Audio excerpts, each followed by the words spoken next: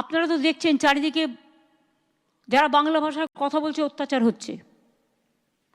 আসাম সব detention camp. Assam government চিঠি পাঠাচ্ছে বাংলার কুচবিহার আলিপুরদুয়ারকে, রাজবংশীদের, যে তোমাকে ফরেন ট্রিব্যুনালসে ইল্লিগাল ঘোষণা করা হচ্ছে। সাহস হয় কোত্থেকে? এই মানুষগুলোর পাশে আমাদের দাঁড়াতে হবে। 2, আমাদের 22 লাখ পরিযায়ী শ্রমিক আছে। আমি সাবিরুলকে বলবো, ও যেহেতু এই কমিটির চেয়ারম্যান আছে আর মলয় আছে, দুজনে মিলে বসে সিএসের সাথে কাল পরশুই বসে একটা স্কিম তৈরি করো, ওদের ফিরিয়ে আনো। আমার দরকার নেই বাংলার বাইরে গিয়ে কিছু দালালের কথা শুনে যখন অত্যাচার হয় তখন তারা থাকে না, পালিয়ে যায়। বাচ্চাদের পর্যন্ত অত্যাচার থেকে রেহাই দেয়নি, মহিলাদেরও না।